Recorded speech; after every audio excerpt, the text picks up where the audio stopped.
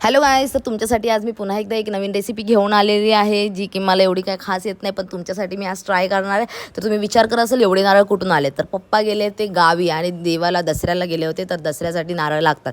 तर ते नारळ पप्पा मुंबईला घेऊन आलेत आणि मी पहिला तर नारळ चांगले सोलून घेतले. सोलून म्हणजे काय, वळ वेगळीकडे केले आणि नारळाचं ते मेन असतं ते वेगळीकडे केले आणि माझे हात पूर्ण लाल लाल झाले. अरे एवढे नाजूक हाताने एवढं कष्ट लागले, एवढे नारळ करणं म्हणजे खाऊचं काम नाही. पहिलं तर मी खोबरंही किसणार होते, पण नंतर बोलले की नको, आपण वेगळं काहीतरी ट्राय करूया. म्हणून मी हे किसून सगळं बाजूला काढलं आणि वाईट वाईट भाग फक्त ठेवलं. आणि मी बनवते काय, तर बनवते मी नारळाच्या वड्या. ह्याच्या आधी खूप वेळा फेल गेली होती माझी रेसिपी, पण आज पुन्हा एकदा मी ही रेसिपी बनवणार आहे, कारण तुमच्यासाठी आणि माझ्या पप्पांसाठी. ते बोलतात तुम्हाला नाही जमत आहे, पण ह्या आज मी करूनच दाखवणार आहे. तर बघूया. नंतर आहे ना, नारळ चांगले कापून वगैरे घ्यायचे आणि त्याला मिक्सरला लावून घ्यायचे. म्हणजे कसं किसल्यावरती कसं वाटतं तसं सेम वाटतं. पण मला ते ब्लॅकवाला भाग नको होता, म्हणून मी पूर्ण वाईट वाईट घेतलं. नारळाच्या वड्या वाईटच मस्त वाटतात.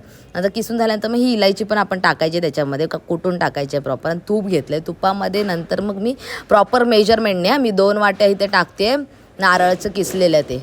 आणि त्याच्यामध्ये चांगलं एकजीव करून घ्यायचं आहे नारळ. का थोडं 5-7 मिनटं चांगलं एकजीव करायचं. नंतर मग त्याच ह्याच्याने साखर घेतले मी 1.5 वाटी. साखर थोडी कमी पडत असेल तर साखर प्रॉपर टाका तुम्ही, कारण साखरेचं प्रमाण बरोबर असणं खूप गरजेचं आहे. नंतर मग मी ह्याच्यामध्ये दूध, अर्धा वाटी दूध ॲड केलं आहे. आणि दूध ॲड करण्याचं कारण होतं की मला असंच मस्त लागेल म्हणून मी दूध ॲड केलं. मी खूप व्हिडिओ बघितला, त्याच्यानंतर मी हे सगळं करते. आणि मस्त मेल्ट झाल्यानंतर त्यात थोडंसं चवीनुसार मीठ टाकायचं. आणि इथे बघा हाताला चिपकते का बघायचं, आणि नसेल चिपकत तर आपलं तयार आहे सारण.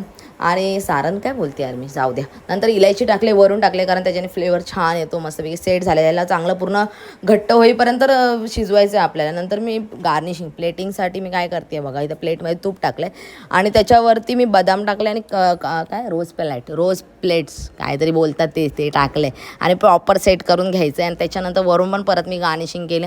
आणि नंतर हे ना 10 मिनटं सेट करायला ठेवायचं. आणि 10 मिनटं सेट झाल्यानंतर परत त्याच्यानं कात्रे म्हणजे जे स्लाईस असतात ना ते कापून घ्यायचं, कारण नंतर एकदा घट्ट झाल्यानंतर त्याचे स्लाईस येणार नाहीत, त्याच्यामुळे ते तसं करून घ्यायचं.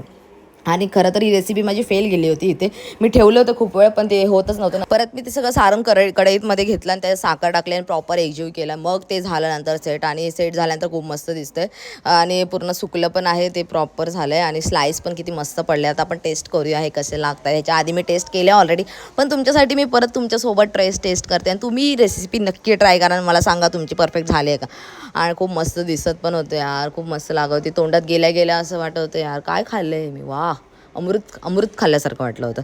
तर तुम्ही गाईज नक्की रेसिपी ट्राय करा. आणि तुम्हाला माझ्याकडून अजून कोणत्या रेसिपी ट्राय करून घ्यायच्या असल्या मला कमेंट करा, मी नक्की ट्राय करेन. बाय गाईज, भेटूया उद्याच्या व्हिडिओमध्ये.